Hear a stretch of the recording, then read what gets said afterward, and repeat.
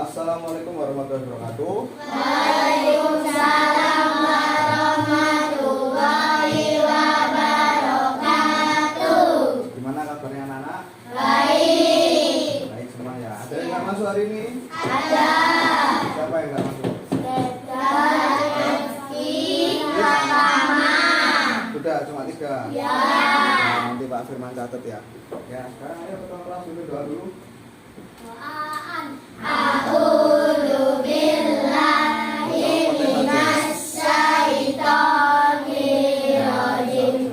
Bismillahirrahmanirrahim. Alhamdulillahi rabbil alamin. Ar-Rahmanir Rahim. Maliki yaumiddin. Iyyaka na'budu wa iyyaka nasta'in. Ihdinas siratal mustaqim. Siratal ladzina an'amta 'alaihim ghairil maghdubi 'alaihim waladdallin. Amin. Nah, kita kemarin sudah belajar tentang apa ya? Tentang tokoh. Kemudian setelah tokoh apa? Pelajaran tentang apa? Pekerjaan-pekerjaan. Nah, hari ini kita akan belajar tentang tokoh lagi, kemudian pekerjaan berdasarkan apa? Tempat tinggal dari warga atau masyarakat. Nah, kita nanti akan belajar tentang pekerjaan masyarakat yang berada di dataran rendah, dataran tinggi, pesisir pantai, dan perkotaan. Ada berapa tadi? 3 atau 4? Nah, apa aja? Dataran tinggi, sama perkotaan. Nah, sebelum itu Pak Firman mau tanya, tokoh itu apa sih? Kan sudah kita pelajari ya kemarin ya. Tokoh ya apa tokoh? Salah satu yang penting dalam sebuah cerita. Tokoh adalah suatu hal yang penting yang berada di sebuah cerita ya. Ya. Nah, kita hari ini selain belajar tokoh, kita akan belajar tentang pekerjaan. Nah, kalian sudah tahu belum pekerjaan itu apa? Sudah tahu ya. Nah, misal Pak Firman tanya, kalau yang di dataran tinggi itu kan kondisi alamnya pegunungan ya. Biasanya pekerjaan masyarakatnya itu apa sih? Bertani. Apa? Perkebunan, terus habis itu bertani, peternakan, ya peternakan, banyak ya. Terus kalau di pantai apa? Nelayan, sama apa lagi? Garam. Terus kalau di dataran rendah apa? Petani. Terus peternak juga, petani atau peternak unggas. Unggas tau unggas ya? Unggas itu kayak ayam, bebek, itik. Tuh. Kemudian kalau kota sudah tahu semua ya. Hari ini Pak Firman akan putarkan sebuah cerita.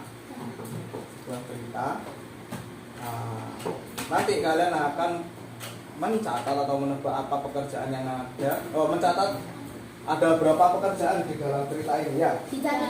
Catat. Ya.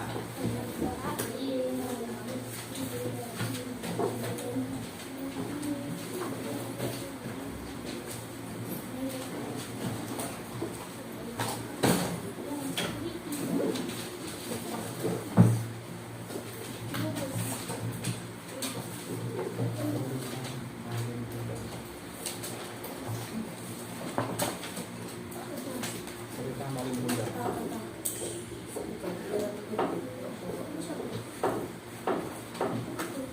Nah, kita akan melihat sebuah cerita ini ya, cerita tentang apa ini? Malin. Nanti Pak Firman akan tanya ada berapa tokoh di sini, terus tokohnya itu pekerjaannya apa dan kondisi alamnya mereka di daerah mana ya. Nanti kalian catat, oke? Siap? Siap.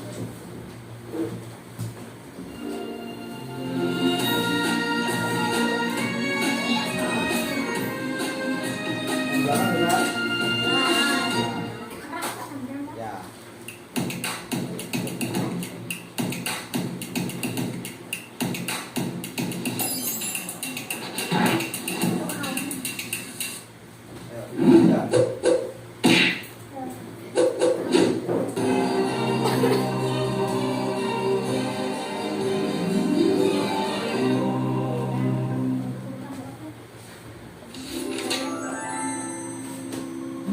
Kundang.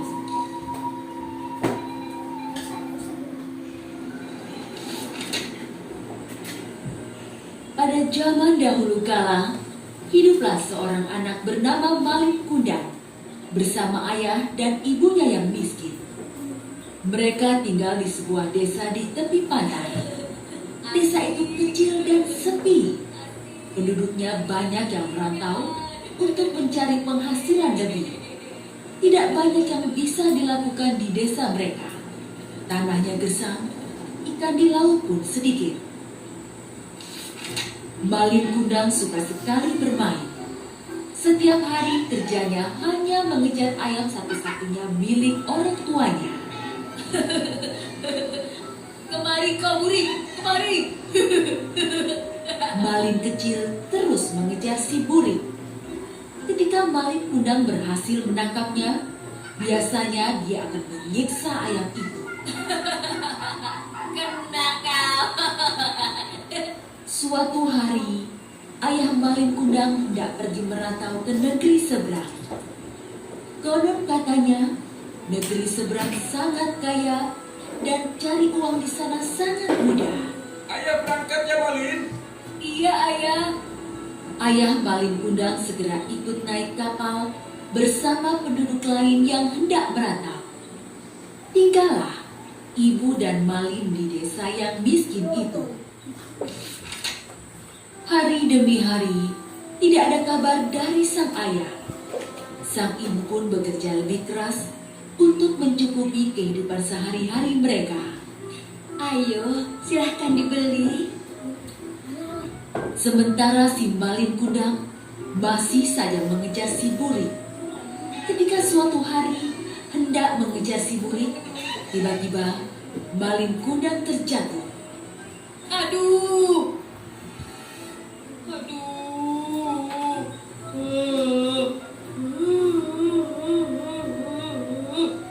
Kaki Malin Kundang tersandung batu. Dia terjatuh sangat keras. Lengannya tergores batu tajam. Lukanya cukup besar dan mengeluarkan darah. Sang ibu segera mengobati luka si Malin Kundang. Dengan penuh kasih sayang, dia merawat Malin. Luka ini pasti sembuh, namun bekas lukanya akan susah hilang.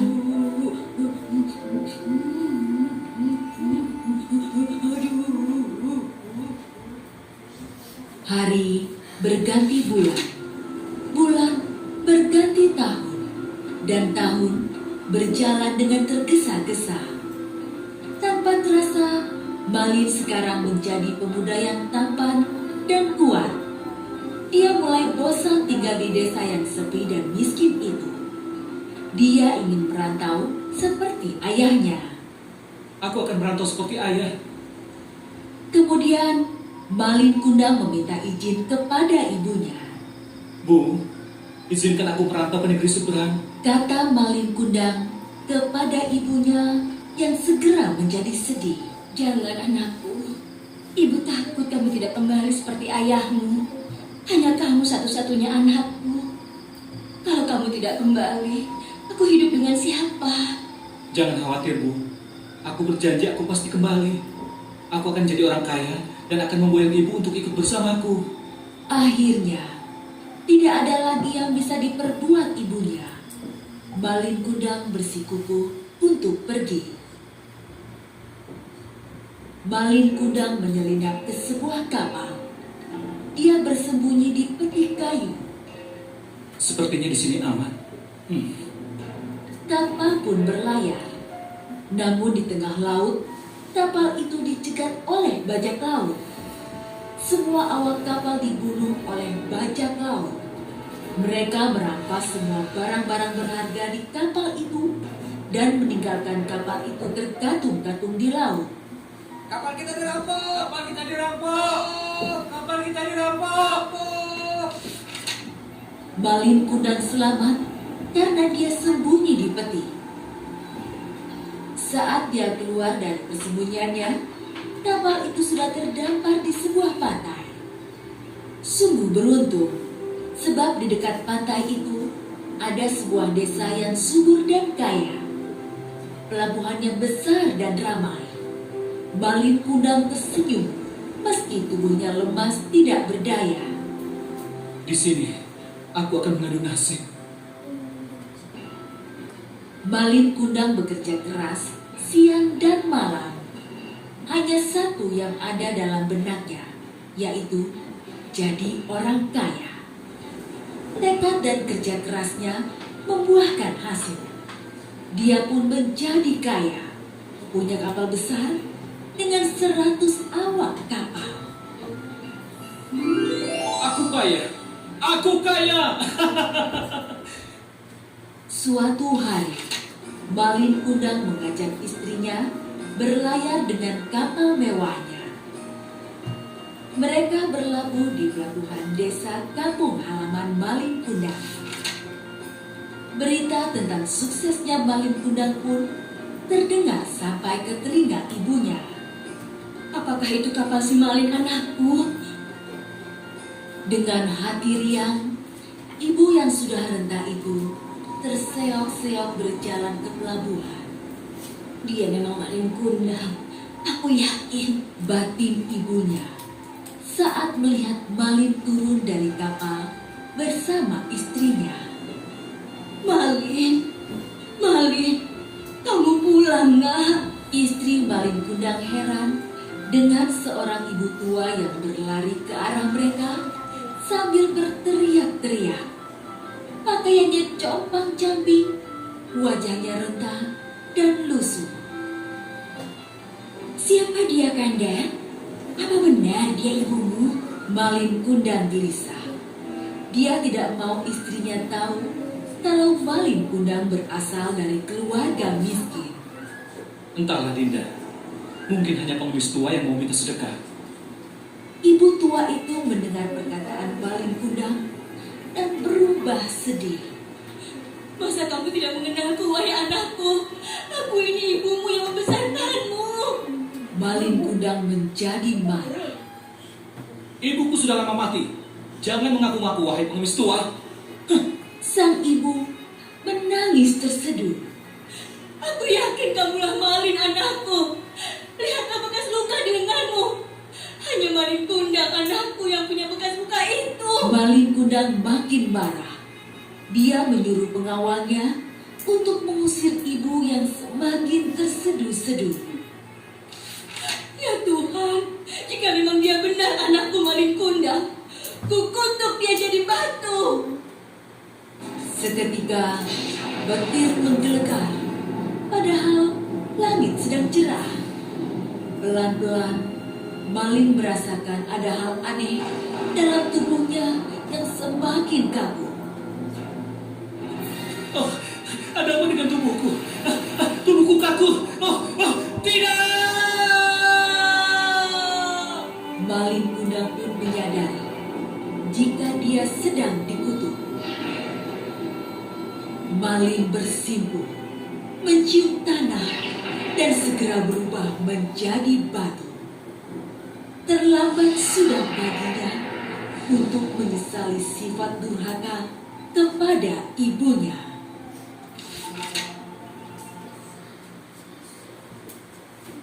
Nah, ada berapa tokoh tadi? Tiga. Siapa saja tiga? Malin Kundang, ayah sama ibu. Istrinya Malin Kundang nggak dihitung. Kan tokoh pembantu juga termasuk tokoh. Kan Pak Firman tanya, berapa tokoh yang ada di cerita tersebut? Ada. Terus tokoh pembantunya tadi ada, awalnya apa itu? Awalnya Malin Kundang, yang pakai baju kuning tadi ya? Sama perompak-perompak tadi. Nah, 4 tokoh tadi pekerjaannya apa saja? Pertama, bapaknya Malin bekerja sebagai apa tadi? Rantau. Terus yang kedua, ibunya Malin bekerja sebagai apa? Penjual ikan. Kemudian Malin Kundang tadi bekerja sebagai apa? merantau. Waktu pertama kali dia datang, dia bekerja sebagai apa tadi? Angkat tadi. Apa? Buruh apa? Buruh pengangkut. Nah, kemudian kita tadi kan sudah lihat ya, keadaan alamnya tadi bagaimana? Pantai. Itu di mana? Di Laut, dataran tinggi, dataran rendah, atau pesisir pantai? Pesisir pantai. Makanya tadi ibunya Malin bekerja sebagai apa? Penjual ikan. Karena sumber daya alam utama di dekat pesisir pantai itu apa? Ikan. Kemudian kalau tadi kan sudah kalian ketahui ya, kondisi alamnya di pesisir pantai, pekerjaannya kebanyakan menjadi nelayan. Kemudian apa?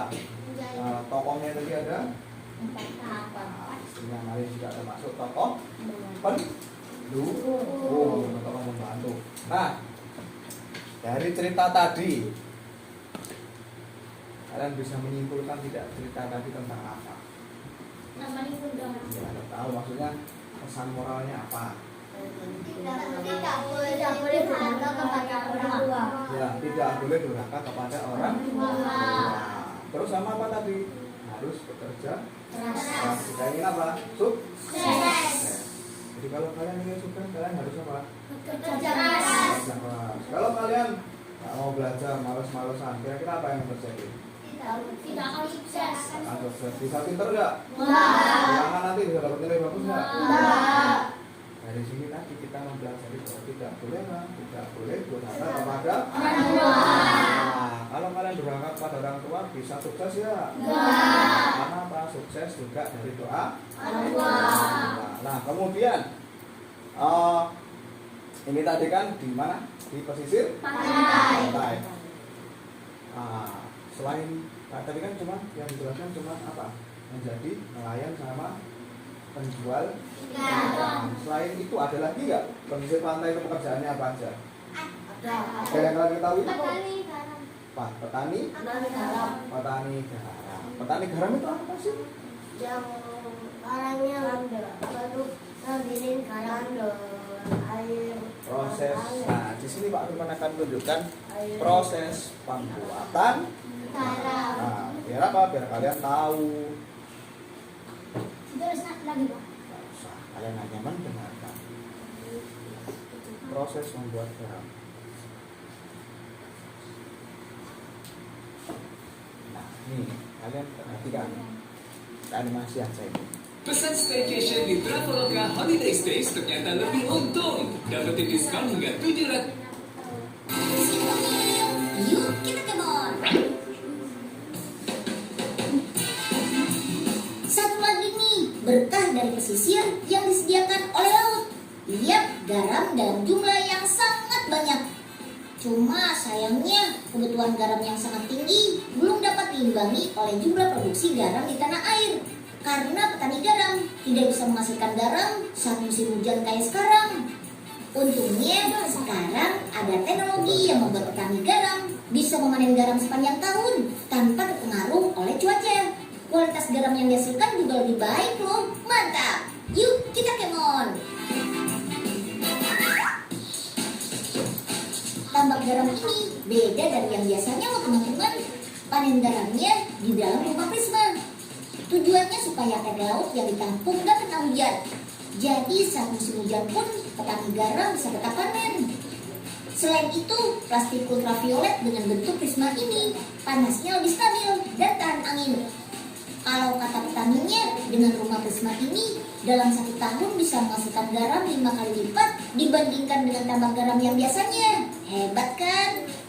Nah, yang penasaran? Yuk kita intip cara bikin garam di dalam rumah prisma ini. Mulainya dari sini nih.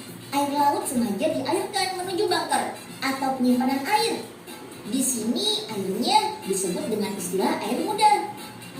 Kemudian air muda dipompa menuju ulir agar kotoran mengendap dan air menjadi lebih bersih. Setelah dari ulir, baru deh air yang sudah bersih masuk ke dalam rumah prisma. Melalui proses pemanasan, air muda akan berubah menjadi air tua.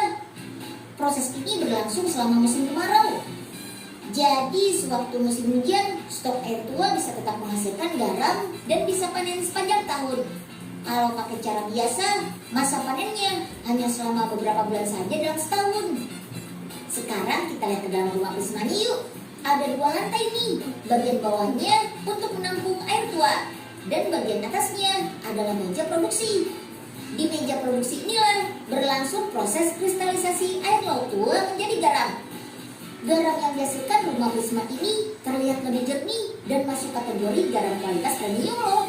Jadi nggak cuma meningkatkan produktivitas saja, tapi kualitas garamnya juga jadi lebih baik. Mantap! Atur jadwal jadi muda. Bersama dengan Kontol, bulatkan tiketmu. Apapun momennya, kemejanya tetap Alisa. Ingat kemeja, ingat Alisa. Nah, itu tadi kita sudah memperhatikan bagaimana cara pembuatan. Asalnya garam itu apa sih?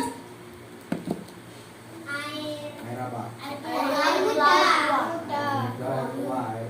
Air tua. Nah, air tua itu air muda tadi apa? Berasal dari mana? Laut. Air laut diapakan? Dipompa ke mana tadi? Ke bunker.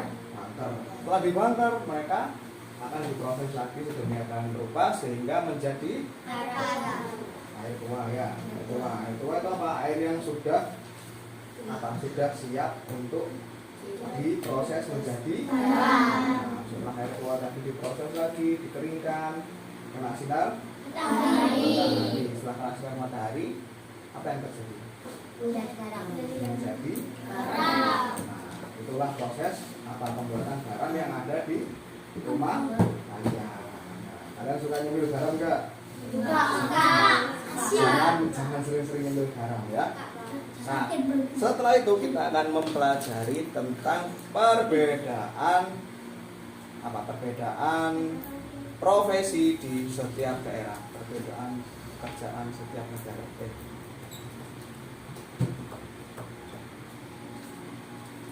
Perbedaan pekerjaan di dataran.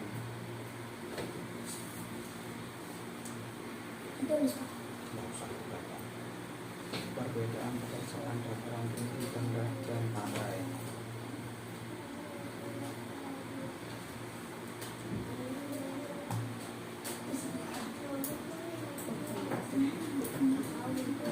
Nah, ini kita akan lihat ya perbedaan pekerjaan di dataran tinggi, dataran rendah, dan pantai. Kalau kota kalian sudah tahu ya.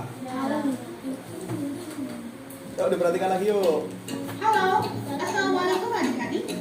Selamat datang di channel Ruang Kelas Kak Rahmi. Pada hari ini, topik yang akan kita pelajari adalah mengenai pantai, dataran rendah, dan dataran tinggi. Selamat menyaksikan. Pasti adik-adik pernah dong pergi ke pantai. Tapi tahukah kalian apa sih pantai itu? Yuk kita cari tahu bersama-sama. Pantai adalah daerah yang langsung berbatasan dengan lautan. Lalu, bagaimanakah ciri-ciri pantai? Ciri-ciri pantai terdiri dari pantai memiliki tanah yang berpasir. Selain itu, terdapat tanaman yang memiliki akar nafas, seperti tanaman mangrove atau tanaman bakau. Di daerah pantai juga dapat kita temukan berbagai jenis kerang mutiara dan terumbu karang. Sumber daya alam pantai. 1. Garam. Pantai merupakan lokasi produksi garam. Garam dihasilkan dari air laut yang dialirkan ke kolam penampungan, kemudian dikeringkan. 2. Pohon bakau atau mangrove. Pohon bakau berfungsi sebagai penyeimbang ekosistem, melindungi pantai dari terjangan ombak dan pasang surut air laut. 3. Pohon kelapa. Pohon kelapa berfungsi sebagai penahan erosi pantai. Selain itu, buahnya juga dapat dipakai sebagai minuman yang menyegarkan. 4. Rumput laut. Rumput laut dapat dipakai sebagai makanan yang kaya manfaat untuk kesehatan.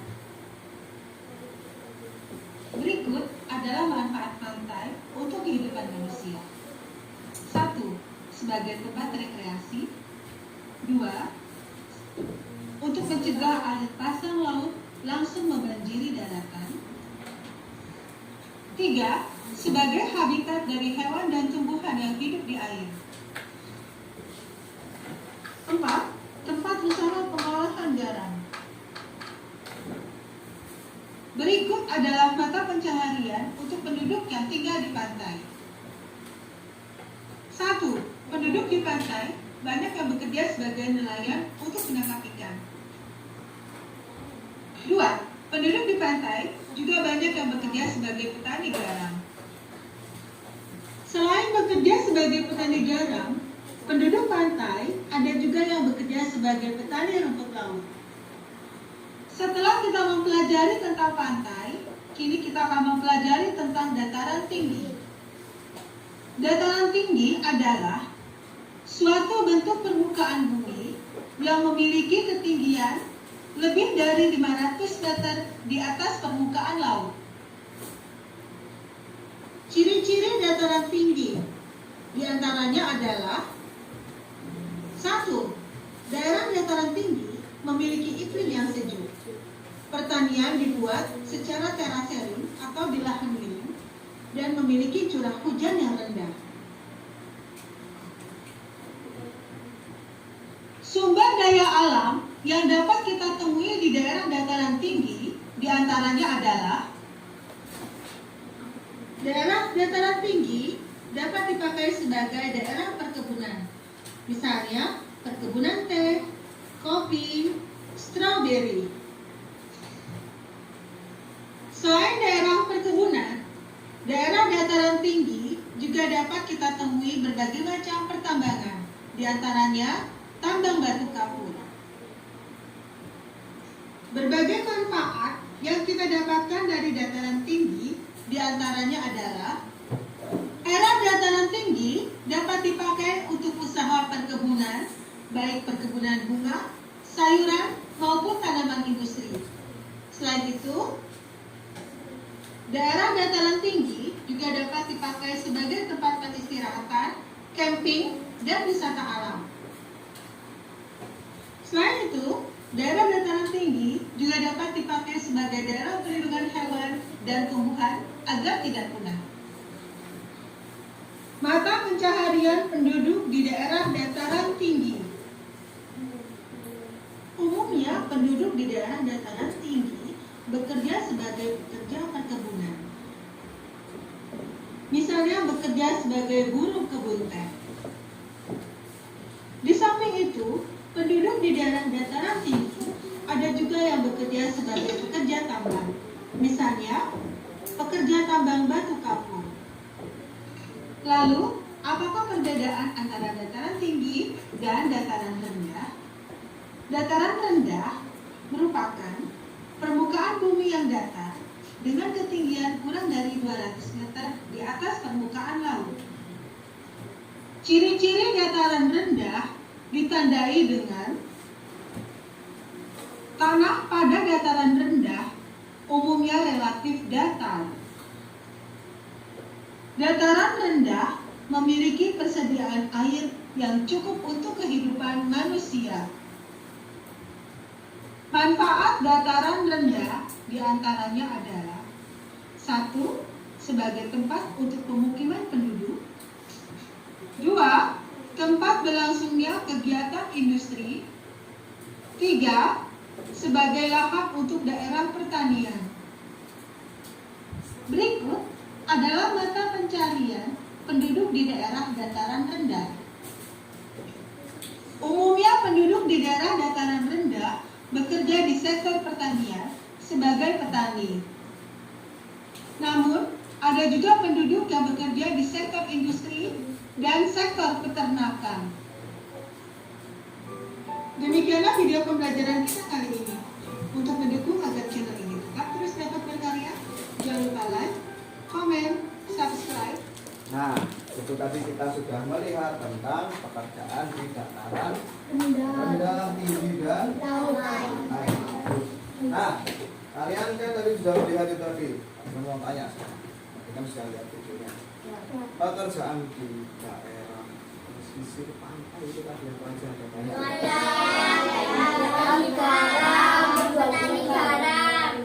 Terus petani rumput laut. Terus sama apa lagi tadi? Kanan.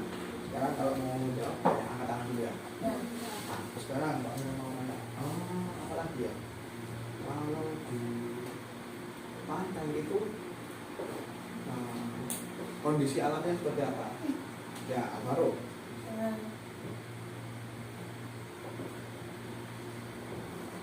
Mana tadi kondisi alamnya apa? Banyak apanya? Pohon bakau atau pohon mangrove. Terus banyak apa? Banyak pasirnya. Kenapa? Untuk mencegah apa? Mencegah air laut langsung ke daratan. Nah, itu tadi yang laut. Pantai ya. Kemudian kalau dataran tinggi gimana? Kondisi alamnya gimana? Afika? Sejuk. Terus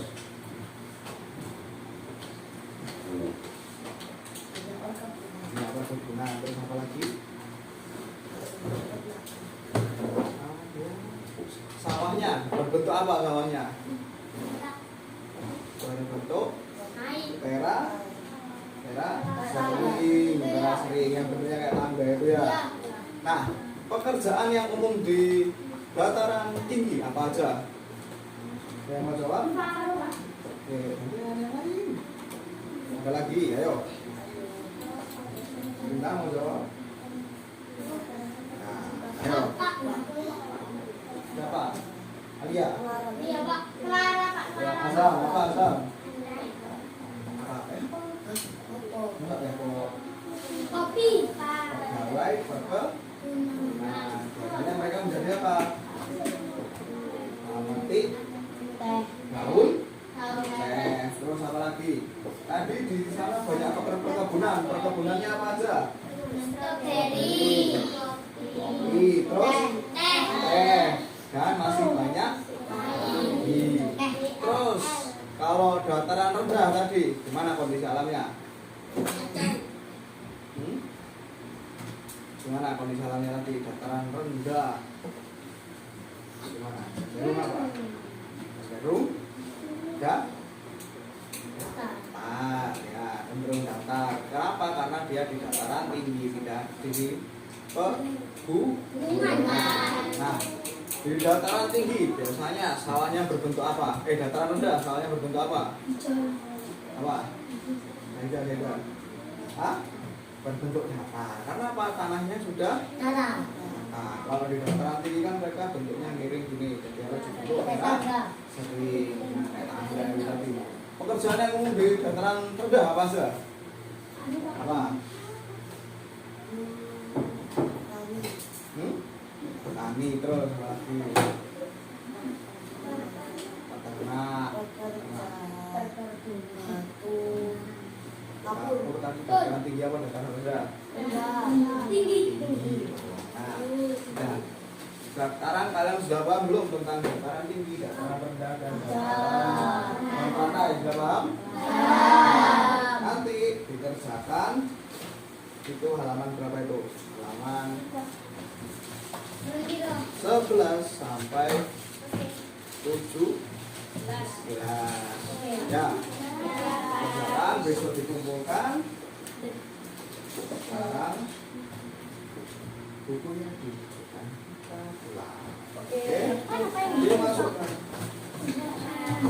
Ayo bukunya dimasukkan, kita persiapan pulang.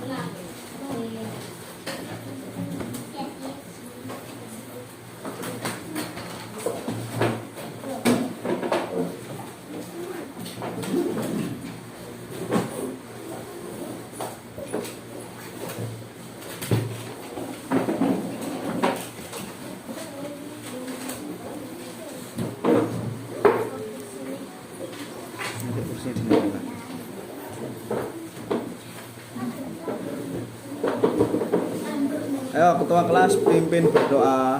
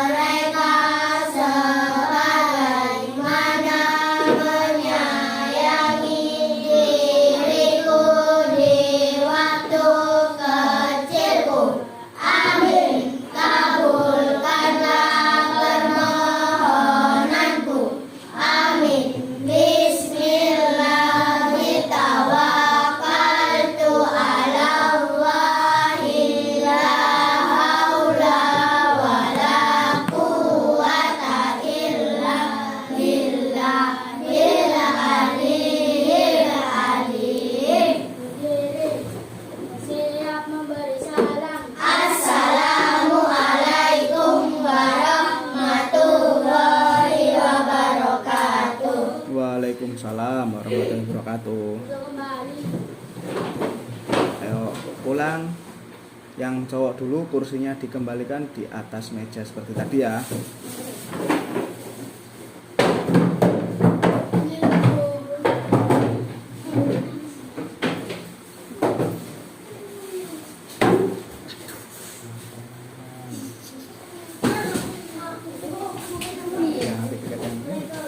Waalaikumsalam.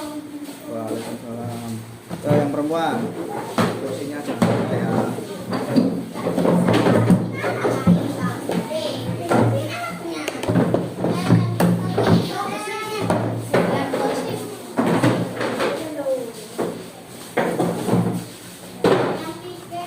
Assalamualaikum. Waalaikumsalam. Assalamualaikum. Waalaikumsalam. Assalamualaikum. Waalaikumsalam. Tunggu ya.